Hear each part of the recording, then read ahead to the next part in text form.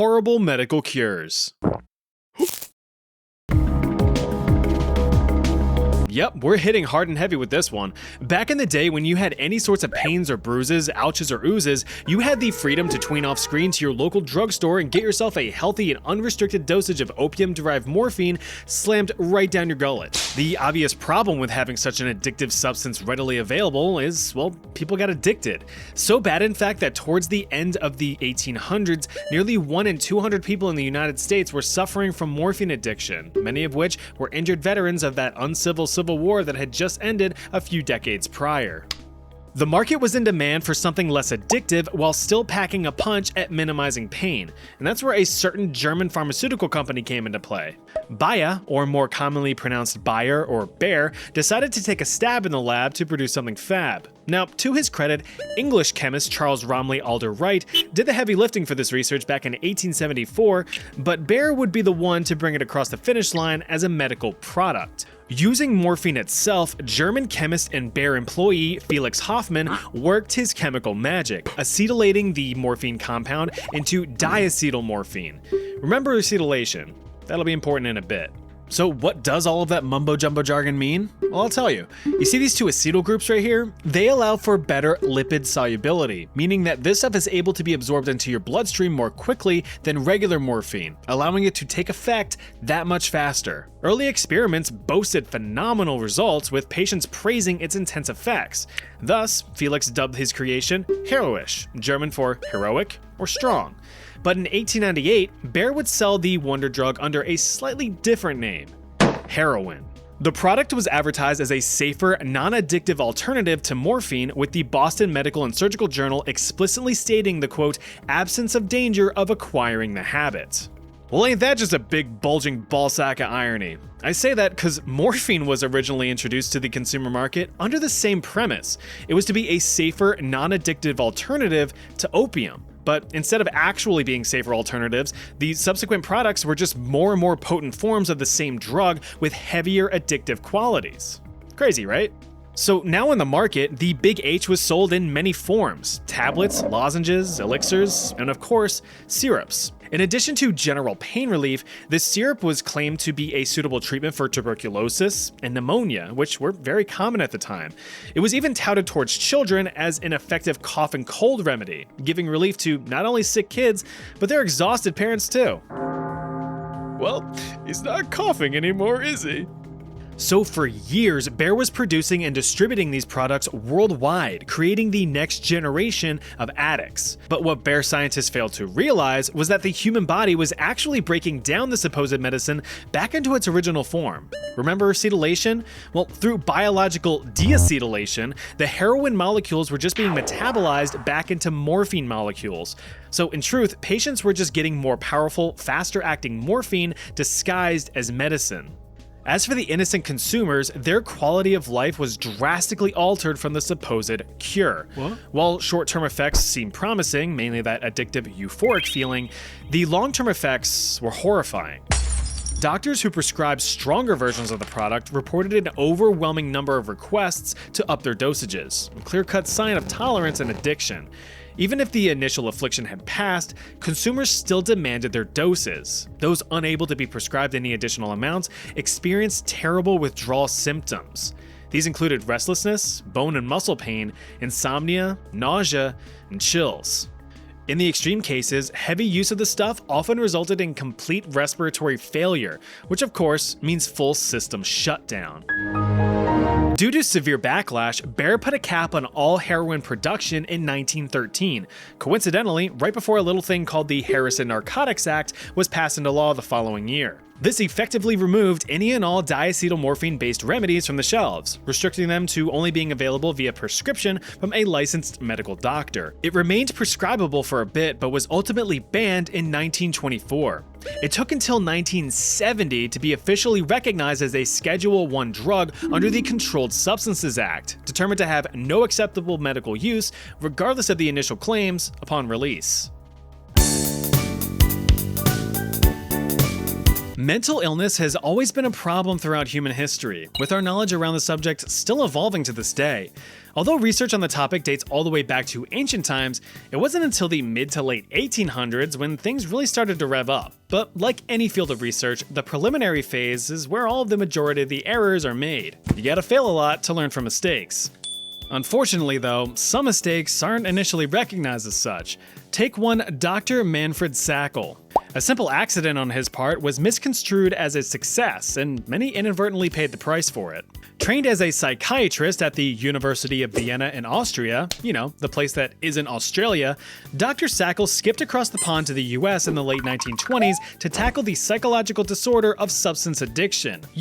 Like morphine addiction. But instead of just prescribing a simple syrup, Dr. Sackel instead used insulin injections. The insulin was used as a metabolic sedative, basically calmed down the achy and shaky addicts, making them super sleepy instead. Much more manageable, but not exactly cured. They'll just get shaky again later. Well, unfortunately, Dr. Sackel must have drunk a tall ice-cold glass of dumb bitch juice one morning, because he accidentally pumped too much insulin into a patient, forcing them to go lights out, induced into a hypoglycemic coma. Shoot!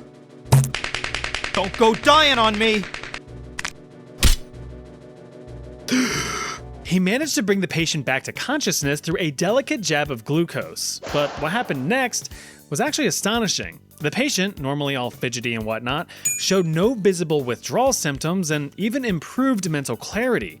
It appeared that simply turning the brain off and on again gave the patient a much needed mental reset. Well, one success means it works, said no good doctor ever.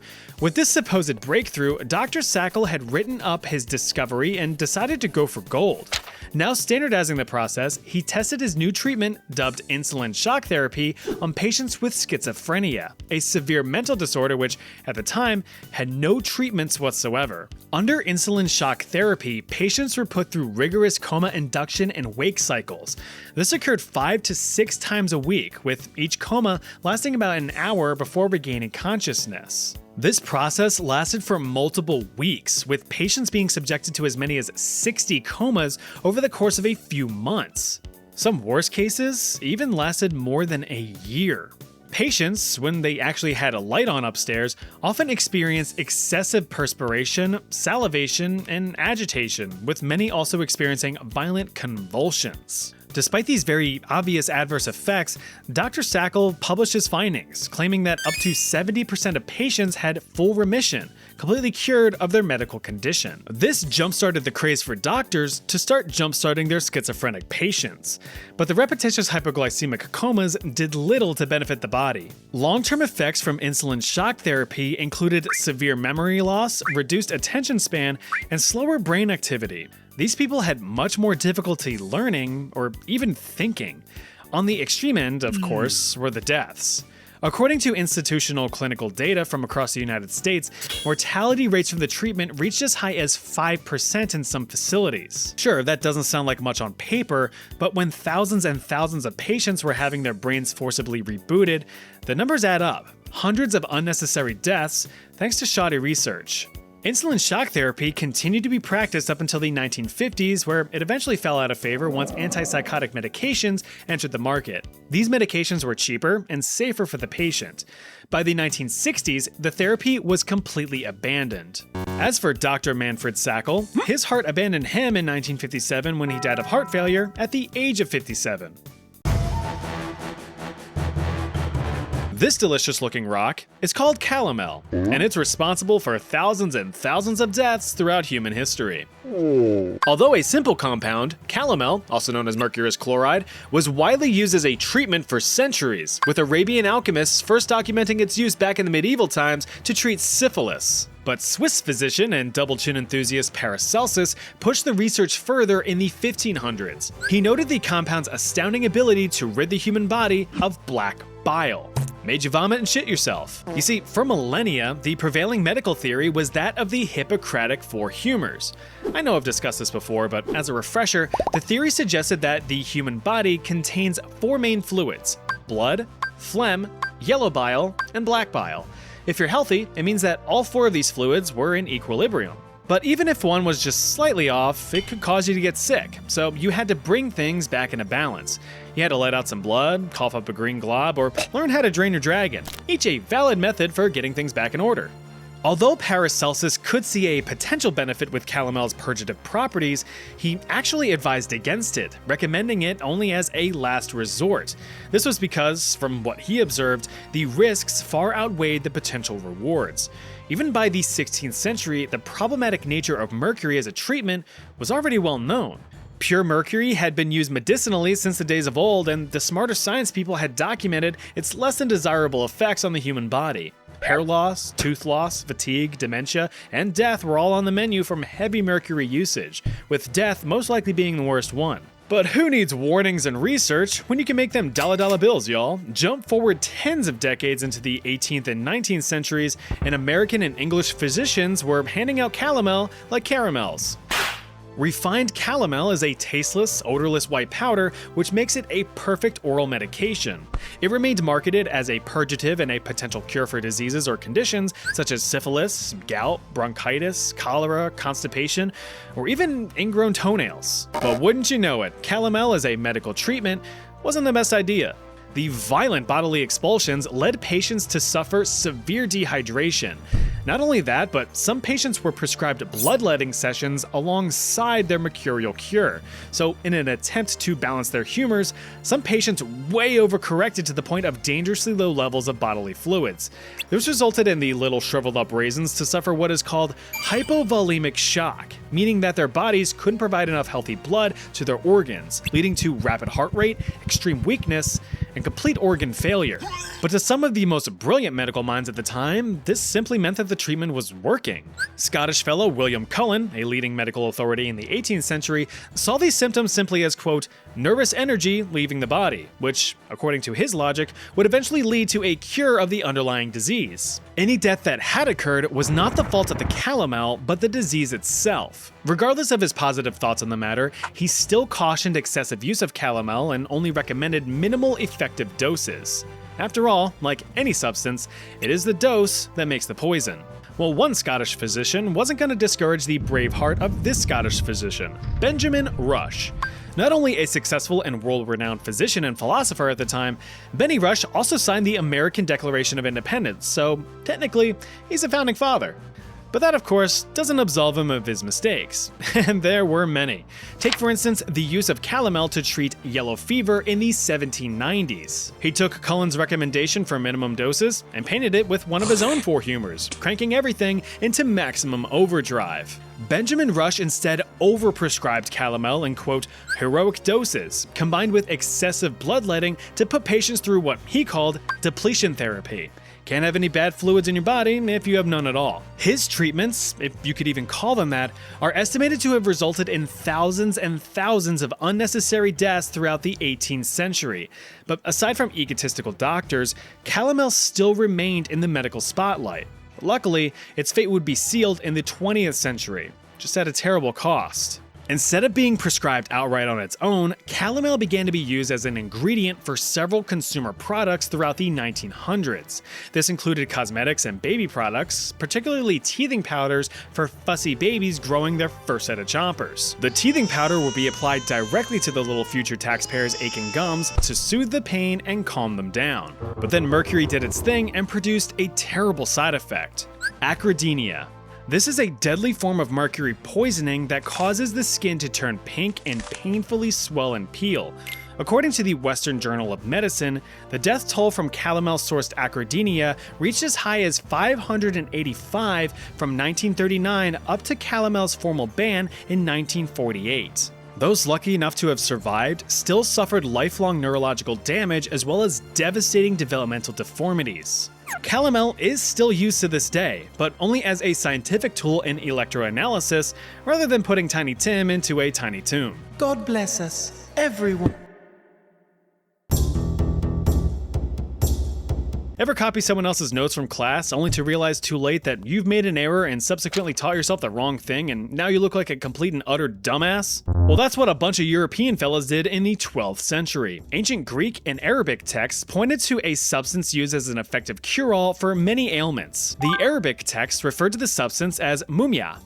Derived from the Persian word mum, meaning wax, mumia is a naturally occurring black tar that is found around the Dead Sea in the Middle East. Also known as pitch or bitumen, the sable slop was often applied directly to wounds to stop excessive bleeding and promote healing thanks to its natural antiseptic properties. Powdered bitumen could be diluted in wine or vinegar to supposedly cure other conditions such as headaches, fever, or a grumbly gut. That's all well and good, but when 12th century European scholars were translating Arabic texts into Latin, some incorrect pieces of the puzzle were being forced into place. This was the case for the translation of mumia. The way the text described the substance wasn't exactly direct, with some context clues pointing towards embalmed bodies from ancient Egypt. Just as an aside, towards the end of the New Kingdom and into the late period of ancient Egyptian history, embalming of corpses did in fact use pitch in the process. But instead of the pitch, translators instead mistook mumia to be referring to a known black tar-like substance within the corpses and even the embalmed bodies themselves. Fun fact, this is why we call mummies, mummies.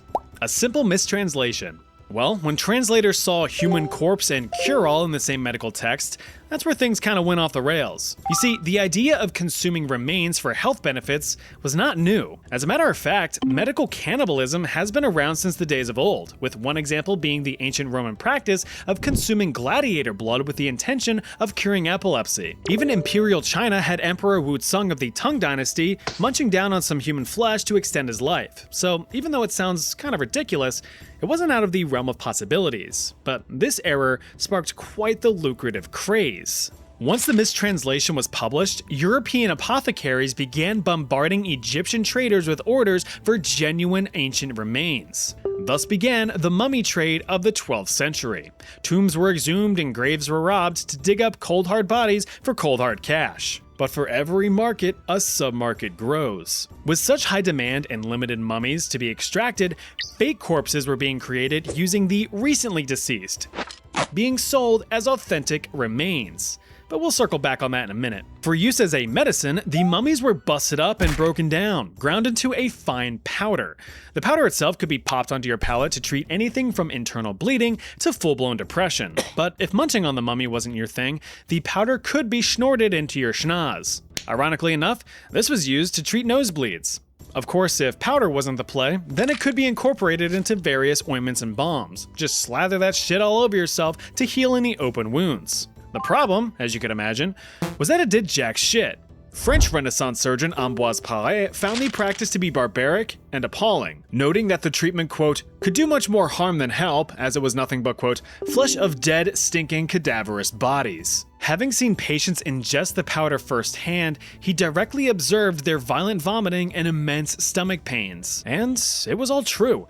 Medical experts had noticed severe reactions to the powder. Now, circling back to the counterfeit corpses, this only added insult to injury. These corpses were often freshly deceased from disease, embalmed and made up to resemble a real dusty-busty corpse. So instead of snapping into an ancient Egyptian Slim Jim, people might have been munching on a malarial amalgamation of Monty the Mischievous Mooner. Thankfully though, scholars during the Renaissance decided to revisit the original Arabic text and realize the mistranslation, decrying mummy powder as a medicine and putting the final nail in the coffin for the terrible treatment.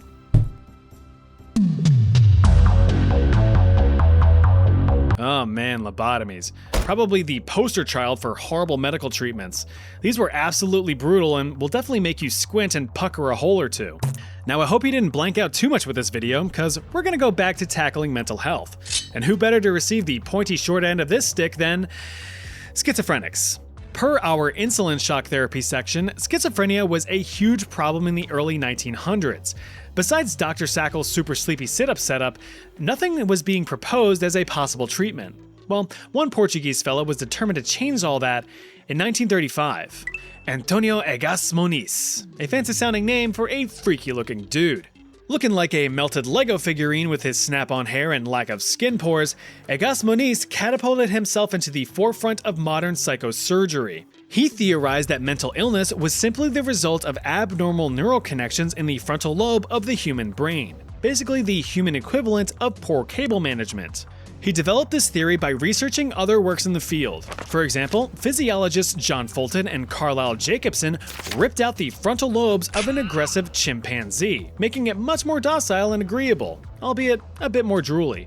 Neurologist Richard Brickner noted the complete personality shift of a man whose frontal lobe was surgically removed following the discovery of a tumor. Alongside other evidence, Moniz made his case and was granted permission to test his theory. He took 20 patients with disorders ranging from anxiety, depression, and of course, schizophrenia. Maybe even all three.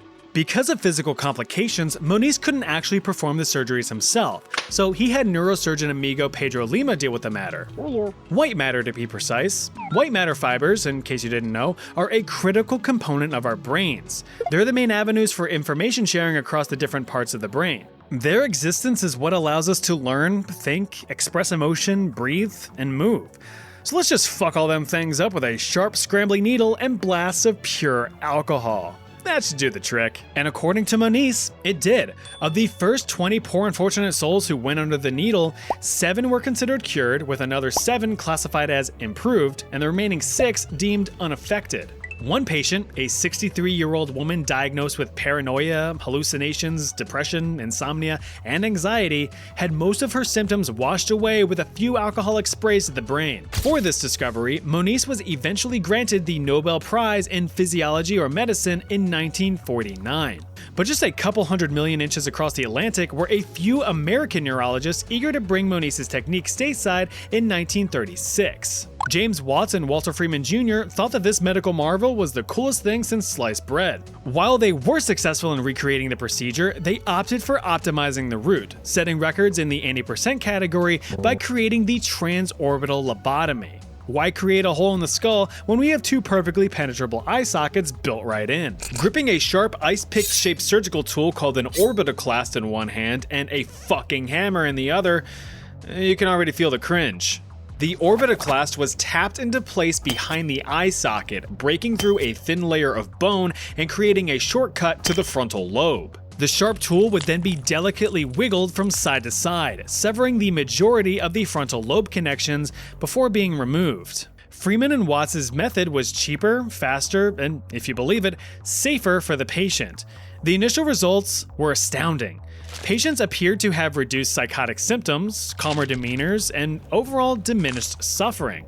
Sounds good, but looking at this with what we know now after decades of medical advancement, this was to be expected. You see, when you destroy many of the avenues for information that regulates mood, emotion, and cognition, you're going to create dull, emotionless, and cognitively void humans. That's exactly what happened. Follow-up reports on patients, if they survived the surgery, showed that many of them became apathetic, had noticeable reduction in motor skills, lacked any form of creativity, or any sense of personal identity. They weren't people anymore. They just simply existed. Although psychological symptoms heavily declined, so did their quality of life. But of course, that didn't stop neurosurgeons from jamming ice picks into brains. To them, sedentary potato humans were the better alternative to the majority of mental hospital patients. Between the late 1930s until falling out of favor in the 1970s, it's estimated that over 50,000 lobotomies were performed in the United States, with Dr. Freeman personally performing nearly 3,500 with his own bare hands. Although never formally banned, transorbital lobotomies are only performed nowadays for extremely rare cases, so you shouldn't have to worry about your keg getting tapped.